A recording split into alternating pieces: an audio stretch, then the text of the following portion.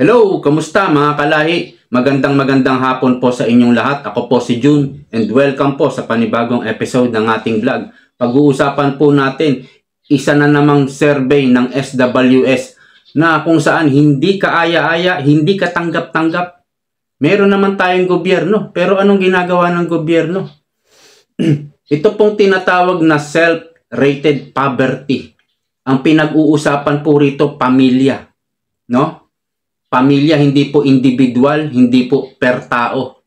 Pamilya, pumalo na po ng 63% as of December 2024 ang naghihirap na pamilyang Pilipino. Ito po'y 59% lang nung September 2024. Pagdating po ng December, abay, tumaas na po ng 4% agad. Ilang buwan lang, pumalo na po ng 63%. At ang hindi po naghihirap ay 26%. Ito po'y face-to-face interview, survey, at sinasabi ng isang pamilya na kami ay naghihirap. Yan po yung self-rated poverty. Kaya mapapatanong ka, ito po ba Mr. President yung sinasabi niyong bagong Pilipinas? Ano na lang ang ginagawa nung ating Poverty Alleviation Advisor na si Secretary Gadon? Kamusta na po, Mr. Gadon? Kayo po ba'y sumisweldo pa? Aba, kung kayo ay nakakatanggap pa ng pondo, I'm sure meron kayong opisina rin. Meron kayong mga staff din, ano? Kung kayo ay pinapasweldo, tapos wala naman pong nangyayari sa pinapasweldo namin sa inyo at yung ginagastos nyong pondo, wala na rin pong nangyayari, lalo pong naghihirap ang tao, dapat po mag-resign na kayo. Kasi kung ako, wala na akong mukhang ipapakita pa sa taong madla o sa madlang people. Hindi ba kayo nahihiya, Mr. Gadon? Trabaho niyo po na, kumbaga, mabawasan ang naghihirap na pamilya na usapan dito. Mabawasan ang mga naghihirap na pamilyang Pilipino. Pero imbis na mabawasan, lalo pong tumataas. So dito po magkakaroon ulit tayo ng comparison noong panahon ni Duterte. No? Sa ngayon po, ito pong bagong Pilipinas na sinasabi nila ay 63% ang pamilyang naghihirap. Ayan po ayon sa survey ng SWS. Basahin lang po natin ng konti ang mga detalye. Dahil mahaba po talaga ito. Ang haba po nito. So, dito po, the December 2024 percentage of self-rated poor families of 63% was 4 points from 59% in September 2024. Rising steadily for the third consecutive quarter since the significant 12 points rise from 46% in March. Biro nyo, March 2024, 46%. Nung dumating na ng December, 63% na. Ang bilis ng pagtaas ng bilang ng mga naghihirap na pamilyang Pilipino. Wala pang 3 taon ang Pangulo, no? Itutuloy natin. The resulting 2024 annual average self-rated poor families of 57% was 9 points above the annual average of 48% in 2023. So, noong 2023, 48% at pumalo po ng 57%. Umangat po ng 9 points. Ngayon nga po ay 63% na. The estimated numbers of self-rated poor families, ito po yung equivalent. Kung ilan bilang ba tong 63% na to? Ako po talagang madidismaya kayo pag nalaman nyo ito. Ito po. Where 17.4 million families ang Pilipino o pamilyang Pilipinong naghihirap ngayon sa Pilipinas. At yan po ay sa pamumuno ng bagong Pilipinas. na si President Bongbong Marcos. Sa pamumuno rin ng House of the Speaker, Martin Romualdez. At sa kaagapay ng Pangulo, katulong ng Pangulo, which is the First Lady, Lisa Araneta Marcos. With the waiter of the Senate President, Chis Escudero. Yan po yung mga leader natin, no? At lalo na to si Gadon. Meron ka pa bang mukha na maihaharap? Hindi ka ba nahihiya sa sarili mo? Panay ang kuha mo ng pondo ng Pilipinas? Panay ang gastos mo ng pondo? Pero wala namang resulta.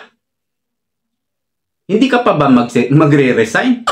Aba, sana tablan ka naman ng kahihiyan, Mr. Gadon. Poverty Alleviation Advisor. Wala ka namang accomplishment.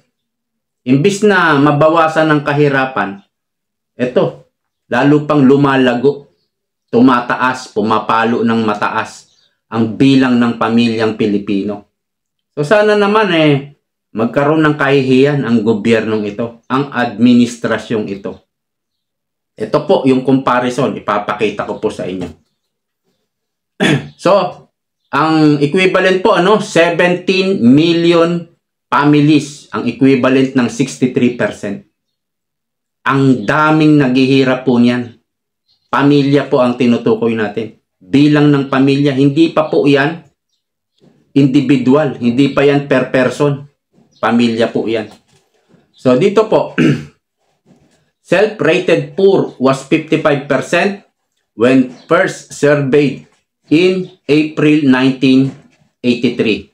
So, una pong nag-survey ang SWS tungkol po dito noong 1983, no?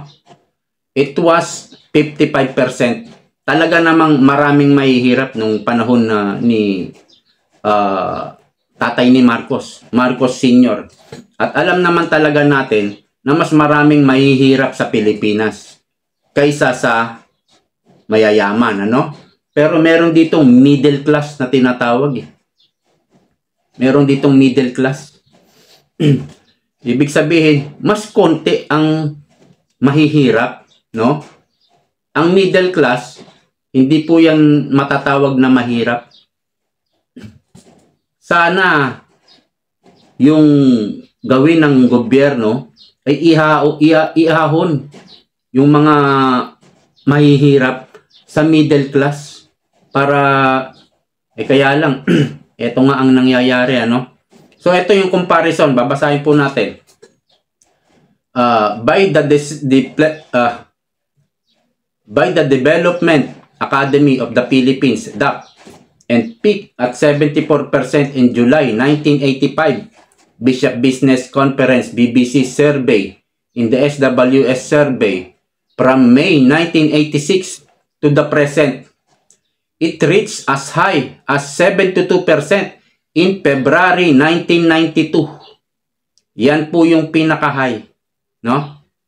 Pinakamataas na self-rated poor families noong 1992. And as low, ito pakinggan nyo, and as low as 38% in March 2019. Yan po ang pamumuno ng Duterte. Na ipababa po. Ito po yung pinakamababa as low as 38% na pamilyang Pilipino ang naghihirap na lamang. 38%. Ngunit ngayon, December 2024, 63%. Equivalent to 17 million families. Yan po ang anong tawag nito?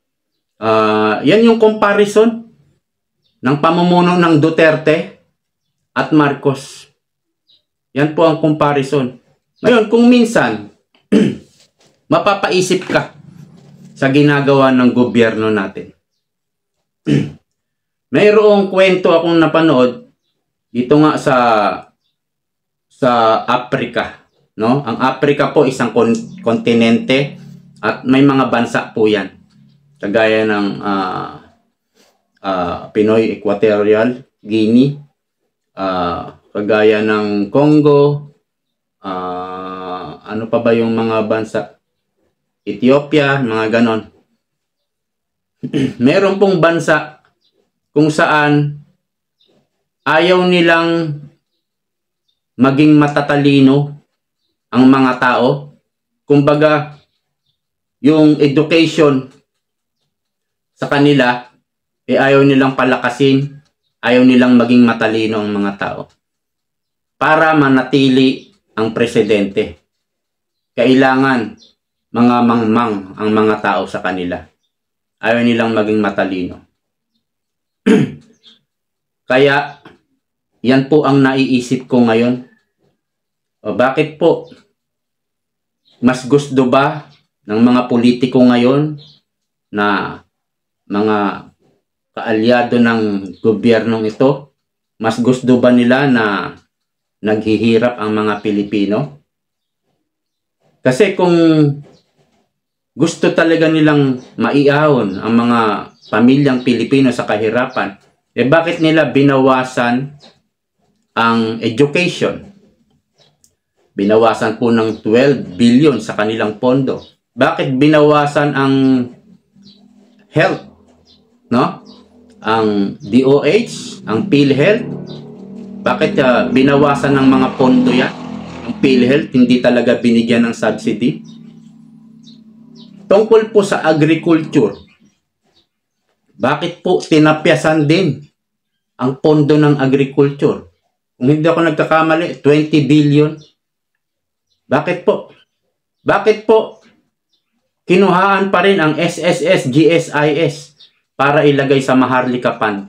Ito'y naging malaking issue na at tinutulan po ito ng marami. At pumayag po ang Malacanang ang nagbubuo ng Maharlika Investment Fund.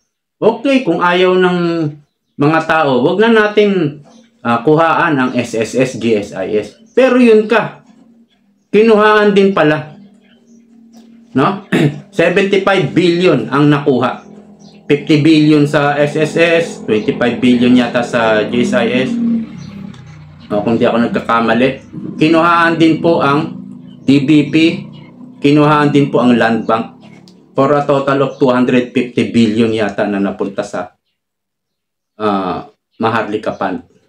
Nagbenta rin ng mga ginto at di natin alam kung nandoon pa yan, kung nasaan na yan yung ibinentang tonelalang ginto.